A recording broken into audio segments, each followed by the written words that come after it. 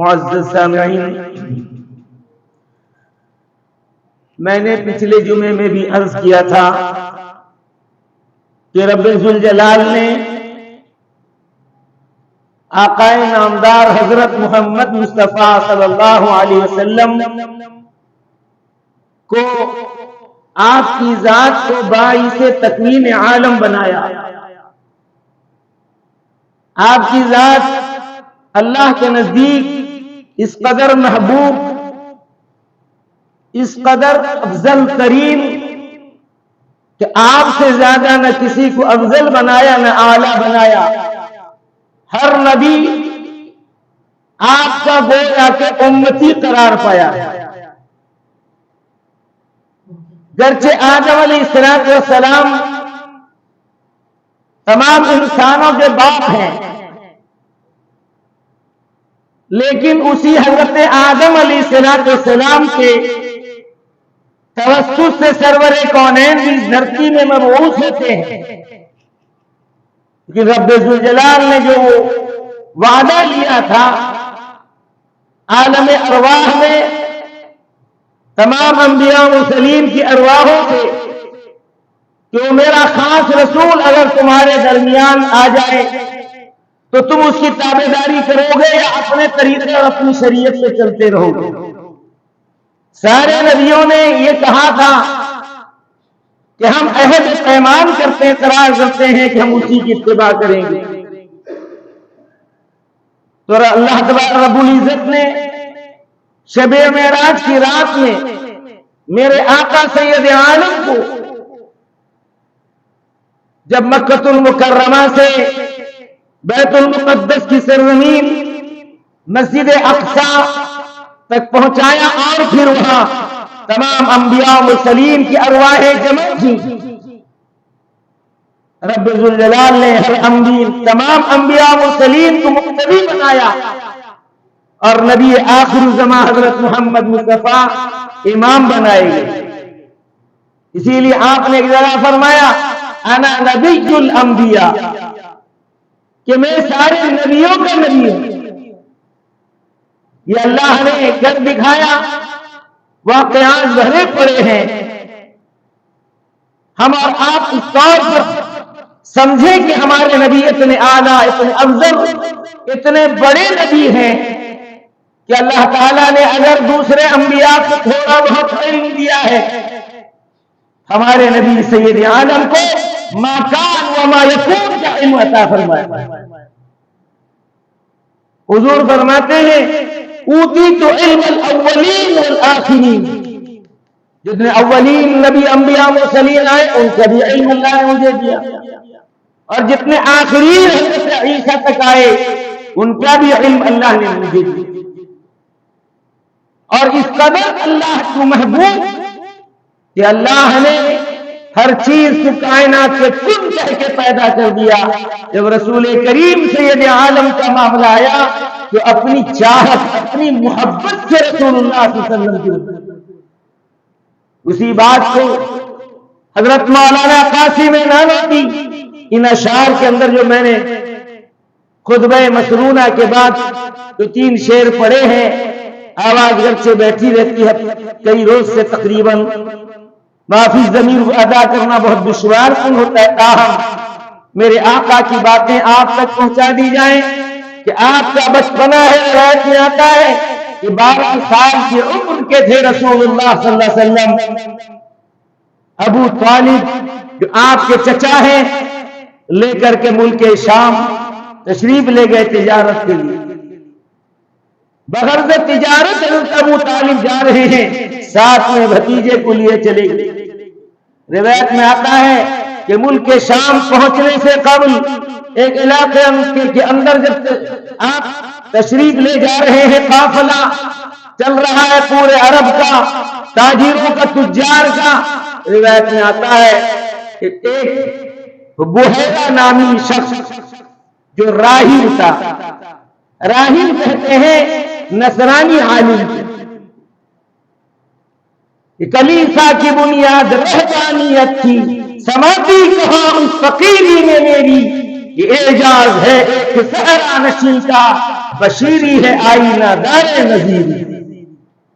تو وہ راہب، بحیرہ راہب دیکھ رہا تھا اوپر منزلے سے اپنے کہ وہ قافلہ تو آ رہا ہے اور اس قافلے پر سائبان بادل کیے ہوئے آ رہا ہے، بادل سائبانی کر رہا ہے، چھتری کا کام کر رہا ہے، سائے کا کام کر رہا ہے۔ جس طرف وہ ننھا بچہ 12 سال کا محمد جا رہا ہے، اس کو کیا پتا تھا کہ یہی ہے محمد؟ بحیرہ راہب نیچے اتر کے آتا ہے، ابو طالب سے پوچھتا ہے یہ بچہ کون ہے؟ ابو طالب کہتے ہیں میرا بیٹا ہے۔ آج بھی ہمارے یہاں بھتیجے کو بیٹا ہی بول دیتے ہیں، اس زمانے میں بھی بھتیجے کو بیٹے ہی کا نام لے کے پکار دیا کرتے تھے۔ لیکن وہ بحیرہ راہب جو نصرانی عالم تھا کہنے لگا تم تو کہہ رہے ہو بیٹا، لیکن اس کی نشانیاں بتا رہی ہیں کہ یہ مادرزاد یتیم ہے۔ میں نے اگلی کتابوں کے اور آپ میرے پاس موجود ہیں، ان کتابوں کے اندر لکھا ہے کہ اس کی یہ نشانیاں ہوں گی اور وہ یتیم ہوگا۔ آپ کہہ رہے ہو میرا بیٹا، اپنے اگلی کتابوں کی بات کو مانو یا آپ کی بات کو مانو؟ اگلی کتابوں کی بات کو مانو یا ابو طالب تمہاری بات کو مانو؟ ابو طالب پھر کہنے لگے نہیں، واقعتاً آپ نے سچ کہا ہے، میں اپنے بھتیجے کو بچپن سے اس کی حفاظت اور اس کی صیانت، اس کے لیے ہر موقع پہ آ کر کے دشمنوں کے میں ان کا ڈھال بنا ہوا رہتا ہوں، اور میں اس کو اپنا ننھے پن سے بچپن سے ہی، کیونکہ پیدا ہونے سے پہلے ہی ان کے والد گزر گئے تھے، میں ان کو بیٹا ہی سمجھتا ہوں اور بیٹے سے زیادہ محبت کرتا ہوں۔ بحیرہ راہب کہنے لگا کہ ان کی علامتیں بتا رہی ہیں کہ اگلے زمانے میں ایک بہت بڑی ہستی بننے والے ہیں، اور یہ آخری نبی کی پہچان ان کے اندر میں دیکھ رہا ہوں۔ ابو طالب جلدی کرو اور چپ چاپ یہاں سے نکل کر کے بھاگ چلو، ورنہ دشمن اس کو اسی وقت میں قتل کر دینے کا خطرہ۔ یہ ہے میرے آقا سید عالم جناب محمد الرسول اللہ، جن کی نشانیاں پچھلی کتابوں کے اندر اللہ نے رکھی۔ حضرت سلمان فارسی کا واقعہ میں نے سنایا تھا۔ حضرت سلمان فارسی ایک مجوسی کے بیٹے، ان کا باپ آگ پوجا کرتا تھا، آگ کی پرستش ہوتی تھی، کبھی بیٹے کو لے کے جاتا تھا نہیں، کہا آتش کدے حارث میں،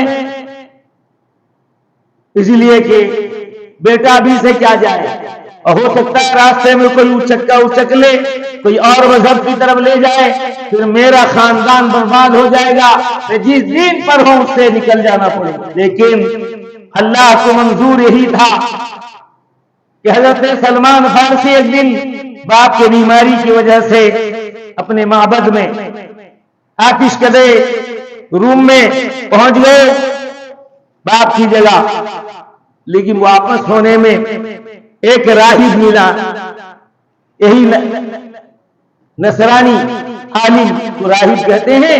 راہب ملا، کہا کہ آپ اس معبد میں کیا کر رہے ہو؟ کہا کہ ہمارا خدا ہے، ہم اس کی عبادت کرتے ہیں، میرے باپ دادے بھی کرتے تھے، میں بھی کر رہا ہوں۔ کہا کہ ذرا سمجھا کرو کہ آگ ہے، مخلوق ہے، خالق نہیں ہے، خالق کوئی اور ہے، لہذا تم اس کی طرف توجہ کرو تاکہ دنیا میں بھی کامیاب، آخرت میں بھی کامیاب ہو، ورنہ اگر اس کو چھوڑ دیا کل مرنے کے بعد تمہیں آگ کے دریا میں جلنا پڑے گا۔ آپ بتاؤ جس کی آپ عبادت کرتے ہو، آپ جا کر کے اس سے ہاتھ لگا سکتے ہو، وہ تمہیں بچا لے گا۔ بہت مشکل سے سمجھایا، حضرت سلمان فارسی کچھ سمجھے، گھر گئے، پھر اسی طرح آتے جاتے رہے۔ ایک مرتبہ پتہ لے کر کے بغیر باپ کے اجازت کے سمجھ گئے تھے دین حق کیا ہے، لہذا نکل گئے اسی راہی۔ جیسا کہ صبح میں نے بتایا تھا، تفسیر میں جو آیات آئے تھے اور آتے رہتے ہیں، ہمیں فرصت کہاں بابا، 2 رکعت پڑھے کہ نہیں، اتنے جلدی بھاگو، جلدی جا کر کے سو جاؤ. یہ سب باتیں دین کی، اللہ کی اور رسول کی سننے کی ضرورت کیا ہے؟ سنیں گے اسی میں وہاں جواب دینا پڑے. نہیں سنیں گے تو اللہ کہیں گے کچھ ہی جانتا تھا مورکھا جاہل ہے، بھیج دو اس کو جنت. یہ سب اپنے آرٹیفیشل مذہب ہم نے بنا رکھا ہے کہ ہم مورکھے ہوں گے، جاہل ہوں گے تو اللہ تعالیٰ ہمیں بھیج دیں گے مورکھا جاہل. ارے سننے تو کم از کم بیٹھ جاتا. سیکھنا بھی فرض ہے، عمل کرنا بھی فرض ہے. سیکھنا اتنا بڑا فرض ہے، عمل بھی اتنا بڑا فرض ہے. اگر آدمی نہیں سیکھا تو گویا کہ ایک فریضے کو ادا نہیں کیا ہے. اس نے عمل کر رہا ہے، سیکھا نہیں ہے، بس دیکھا دیکھی کر رہا. میں کہا کرتا ہوں کہ ڈبل مجرم ہے وہ جو سیکھتا بھی نہیں اور اپنے آپ کو بہت بڑا سمجھتا ہے، دین کو سمجھتا ہے بس باقی جنتی. اتنی باتیں ہو گئی بس ختم.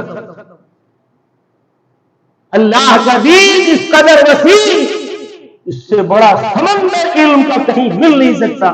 تو کون یکی قطرہ در بحر علم، گناہ دین دو پردہ پوشد بحلم. وہ رب ذوالجلال اس کے علم کا اتھاہ سمندر ہے کہ جس کو ہم پا نہیں سکتے. کچھ تو حاصل کرو. 5 منٹ بیٹھ جاؤ تفسیر میں، 5 منٹ بیٹھ جاؤ فضائل اعمال کے سننے میں، ہو سکے گا. جتنے جلدی اٹھو بھاگو، جیسے کوئی بھگا رہا ہے ان کو یہاں سے. اللہ کے بندو، اللہ کی اتاری ہوئی کتاب یہ تمہارے لیے اللہ نے اتاری ہے. تم نے اگر نہیں سیکھا، تم نے نہیں پڑھا، تم نے نہیں سنا، یاد رکھو جواب دہ ہونا پڑے گا. میں نے اپنی کتاب نازل کی تھی، سب سے اعلیٰ، سب سے ارفع، سب سے بلند، سب سے بالا کتاب. اس کی طرف کیا توجہ کی نا، پڑھ لیتے تھے. صبح 2 رکوع پڑھتے تھے، شام کو 2 رکوع پڑھ لیتے تھے. کوئی کہے گا میں تو پڑھا تھا نہیں یار، کیا کرتا، میں پڑھا تھا نہیں، پڑھتا تھا نہیں. کل بچوں کو امتحان ہوا الحمدللہ، وہاں پر بیچارے ہمارے حافظ صاحب، حافظ ارشاد صاحب تشریف لائے موربھنج سے. آگے امتحان لیے، بہت خوش تھے کہ بھائی بچوں میں اچھی قابلیت، اچھی محنت کر رہے. مقرر نہیں مورنا، میں چاہتا تھا کہ حافظ صاحب ہی تقریر کرتے، موجود ہیں. میں کہوں گا کہ نماز انشاءاللہ وہ 2 رکعت پڑھا دیں، میں خود پڑھ دوں گا تو نماز ہی پڑھا دیں. تو وہاں پر میں نے بچوں کو سمجھاتے ہوئے کہا تھا، کیونکہ حافظ صاحب نے کہا کہ جو طالب علم جتنا زیادہ قرآن یاد کرے گا، چلتے پھرتے پڑھتا رہے گا، حافظ صاحب کی بول تھی، اس کو سب سے زیادہ یاد ہوگا. اللہ کا شکر ہے، ایک بچہ ابھی 8 دن پہلے تفضل نام کا کبھی کبھی وہ نماز پڑھاتا ہے، لمبا سا گورا. ایک بیٹھک میں صبح شروع کیا قرآن کو، عشاء تک ختم کر دیا. صرف 3 غلطی. حافظ صاحب کا شاگرد ہے، حافظ قاری صلاح الدین کا شاگرد ہے، اسی کے گاؤں کا. ایک بیٹھک میں دور صحیح نہیں تھا، عید کے بعد سے آیا، دور کر کے پوری محنت. اور ایک بچہ تیار بھی ہے، ایک بیٹھک میں سنائے گا صبح سے، لیکن کچھ طبیعت بھی گڑبڑ ہے. بہرحال تو میں نے حافظ صاحب نے جب، حافظ ارشاد صاحب نے جب کہا جو بچہ زیادہ سے زیادہ قرآن پڑھے گا اللہ اس کے سینے اسی قدر محفوظ کر دیں گے، اس کو بہت زیادہ یاد ہے. نفل کے اندر کھڑا ہو گیا، پڑھ لیا، قرآن دیکھ کے پڑھ لیا، حافظ ہے دیکھ کے پڑھ لیا، کچھ بھی کیا، لیکن پڑھتا رہا زیادہ سے زیادہ. اگر سوچ لیتا ہے کہ میں تو حافظ بن گیا، پڑھنے کی ضرورت کیا ہے، نہ، وہ بھول جائے گا، یاد نہیں رہے گا. تو قرآن، تو میں نے کہا بچوں سے، میں کہ دیکھو قرآن کا لفظ، یہ قرآن کا نام کس نے رکھا ہے؟ کسی نبی نے، کسی رسول نے؟ بولو، کسی فرشتے نے، جبریل نے، میکائیل نے، اسرافیل نے، اسرائیل نے؟ کس نے رکھا ہے قرآن؟ اللہ نے اپنی کتاب کا نام اور آخری کتاب کا نام، قیامت تک رہنے والی کتاب کا نام کیا رکھا ہے؟ قرآن. جبکہ اس سے پہلے توریت، زبور، انجیل، لیکن اس کا نام رکھا ہے قرآن. قرآن کیوں رکھا اللہ جانتے ہیں کہ یہ کتاب کائنات میں جتنی پڑھی جائے گی نہ اس سے پہلے کبھی پڑھی گئی کوئی کتاب نہ اس کے بعد کوئی کتاب پڑھی جائے گی، سب سے زیادہ پڑھی جانے والی کتاب عربی گرامر ہے، اسی گرامر کے اعتبار سے ایک صیغہ آتا ہے جس میں زیادتی کا معنی پایا جاتا ہے. جیسے کبیر مانے بڑا، کبیر مانے بڑا، اکبر مانے بہت بڑا، سب سے بڑا. کبیر مانے بڑا اور اکبر مانے بہت زیادہ بڑا. تو اسی طریقے سے کاذب جھوٹا، کذاب بہت بڑا جھوٹا، تو مبالغے کا صیغہ آتا ہے تو فعول کے وزن پر، فعلان کے وزن پر، فعلان قرآن، قرآن کے وزن پر، فعلان کے وزن پر قرآن بہت زیادہ پڑھی جانے والی کتاب. اللہ جانتا تھا، اللہ جانتا ہے کہ میرے بندے بہت زیادہ اسے پڑھے. کہاں پڑھا جا رہا ہے؟ بندے پڑھ رہے ہیں. اللہ کا تو مطمئن نظر یہی تھا کہ میرے بندے خوب پڑھیں، خوب پڑھیں، خوب دیکھیں، خوب اس سے تعلق پیدا کریں. تو اللہ کا شکر ہے کہ بچے کامیاب ہو رہے ہیں، بہت زیادہ محنت کر رہے ہیں. آپ صبح شام جاتے آتے بھی رٹا لگا رہے ہیں، محنت کر رہے ہیں، حافظ بن رہے ہیں، قاری بن رہے ہیں، اس لیے کہ قرآن بہت زیادہ. اچھا ان کی عزت بھی اللہ بڑھا دیتا. قرآن عزت والی کتاب، بغیر کہے حافظ. ابھی ایک شاملی کی جماعت آئی ہے ماشاءاللہ یو پی کی، اللہ انہیں قبول فرمائے. ان کی محنتیں ہیں، گشت میں جا رہے ہیں، آپ سے مل رہے ہیں. آپ رات ان کی بات پر غور کریں اور اللہ کے گھر میں آنے والے بنیں. اللہ کے گھر سے دوری اختیار نہ کریں، اللہ کے گھر میں آنے والے بنیں. وہ ایسا میدان شاملی کا جہاں پر اسلام کا بگل اس زمانے میں ہمارے اکابرین نے سینہ سپر ہو کر کے دشمنان اسلام عیسائیت کے سامنے بندہ شکن جواب دیتے ہوئے میدان کارزار میں اترے. اور اسی میدان میں ایک عظیم سپوت ہندوستان کا حافظ تھا، حافظ ضامن شہید. آپ نے کسی نظم میں سنا ہوگا کہ وہ شاملی کا میدان ضامن ہے خون زرخا. سنا ہوگا آپ لوگوں نے نعت نظم. اسی میں وہی ضامن کون؟ حافظ ضامن شہید رحمۃ اللہ علیہ. اسی شاملی کے میدان میں سب سے پہلا شہید تھا انگریزوں کے ہاتھ میں، جس نے ان کی غلامی کو برداشت نہ کر کے دین اسلام کے لیے اپنی جان تک کو پیش کیا. تو بھائی بزرگ اور دوستو، یہ قرآن کا اعجاز ہے کہ آج چار بھانگ عالم کے اندر یہ قرآن پہنچا. دنیا چاہیے دکھا دیا قرآن، جلا دیے. بولو، پوری دنیا دکھا رہے قرآن کو جلا دیا، چلانا جل گیا پورا قرآن. یہی ہندوستان ہے جس ہندوستان کے اندر انگریز حکومت کرتے تھے. 200 سال حکومت کی ان لوگوں نے، اور قرآن کو مٹانے کے لیے ہر مسجد، ہر مدرسہ کو بلڈوزر چلا کر کے خاتمہ کر دیا. دلی کے اندر 1000 مدرسہ تھا، آج تو 50,000 مدارس ہے دلی کے اندر. 1000 مدرسہ تھا 1901 کے اندر جب انگریز آیا تھا. کیا کیا؟ جلا ڈالا. تو ایک بیچارہ مسلمان غریب اپنے بچوں کو حافظ بنایا ہوا تھا، تو اپنے آفیسر جس کے پاس کام کرتا تھا اس کو پکڑ کر کے لے گیا کہ چلیے ذرا میرے یہاں ذرا چائے پی کے چلے آئیں گے صاحب. انگریز آفیسر وہ بھی چلا گیا. چلے جانے کے بعد وہ مسلمان اس آفیسر کو دکھانا چاہتا تھا کہ ان گھروں سے نکال کے تو جلا سکتے ہو، سمندروں میں پھینک سکتے ہو، اور اسے دفن کر سکتے ہو، جلا سکتے ہو، سب کچھ کر سکتے ہو. اب ایک بیٹے کو کہا بیٹا تو سنا 10-12، وہ سنانے لگا، یہ سننے لگا دوسرا بھائی. اب انگریز آفیسر اکا بکا انگشت بدنداں، دانت کے اندر اس کے انگشت انگلی گھسائے بیٹھا تعجب میں کہ کیا کتاب ہے جو سینے کے اندر محفوظ، ایک بھائی سے غلطی ہوتی ہے دوسرا اس کی اصلاح کرتا ہے، پھر اگر وہ غلط لقمہ بھی دے اس کا بھائی اس کو صحیح کرتا ہے کہ نہیں ایک آیت اس جگہ ہے بھائی جان، آپ یہاں جو بتا رہے ہیں یہ آیت یہاں نہیں ہے، یقیناً آپ کا کہنا صحیح ہے، تسامح ہوا ہے، غلطی ہوئی ہے، لیکن یہ وہاں کی آیت۔ انگریز چائے پیا اور واپس آیا، آ کر لکھا کہ اے انگریزوں، اس قرآن کو تم گھروں سے نکال کر جلا سکتے ہو، سمندر میں پھینک سکتے ہو، لیکن جو قرآن ان مسلمانوں کے حافظ قرآن کے سینے میں جمع ہو گیا ہے اسے کہاں تک لا کر کے پھینکو گے، کہاں پھر لکھ دیا جائے گا، لکھا جائے گا۔ بھائیو بزرگ اور دوستو، ایسی عظیم المرتبہ کتاب جو قرآن دی، مسلمان نام کا رہ گیا ہوں میں،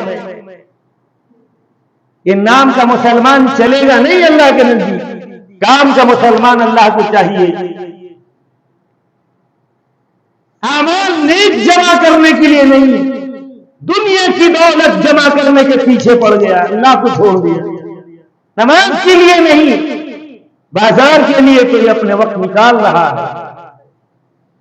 ہمیشہ بولا کرتا ہوں، بولتا ہوں، لیکن جوں تک نہیں رینگتی میرے نوجوانوں کی۔ کل قیامت کے دن اس بات سے تو میں بری ہو جاؤں گا کہ تو نے اپنے فریضے کو ادا کر دیا تھا، میرے بندوں نے اس فریضے کو ادا نہیں کیا، باقی میرے تو گناہ اتنے ہیں میں بتا نہیں سکتا، اس کا تو جواب دینا مشکل ہو جائے گا، لیکن یہ ایک جواب مجھے آسان ہوگا کہ میں اپنے بھائیوں تک دین کی باتوں پہنچا دوں، قرآن کے ساتھ، تکلیف کے ساتھ، کہ قرآن سیکھو، اپنے بچوں کو قرآن سکھاؤ۔ دنیا چاہتی ہے کہ دنیا کا سلیبس دیا جائے، اور اللہ چاہتے ہیں میرے بندے میرے سلیبس کو پڑھے سیکھیں۔ اچل سکھتا ہے، قرآن آگے چلتا ہے۔ بزرگوں، ہم یہاں نہ چلائیں، یاد رکھو اللہ ہمیں اور آپ کو بخشے گا نہیں کہ اس نے اتارا تھا قرآن کو پڑھنے کے لیے، دنیاوی علوم بھی دیے تھے، لیکن اصل علم تو قرآن کا تھا۔ تم نے کتنا حاصل کیا، اپنے بچوں کو کتنا دلایا قرآن؟ بولو نوجوانوں، اپنی زندگی پر رحم کھاؤ اور ایک وقت نکال کر قرآن پڑھنے والے ہو، ورنہ خود قرآن کل قیامت کے دن اللہ کے سامنے شاکی ہو کر شکایت کرے گا، اے اللہ تیرے بندے نے مجھے چھوڑ رکھا تھا۔ مہجورہ کا لفظ آتا ہے، اے اللہ تیرے بندوں نے مجھے چھوڑ رکھا تھا، وہ پڑھتے تک نہیں، کھول کے دیکھتے تک نہیں۔ یہ کاہے کے لیے قرآن اترا ہے بھائی؟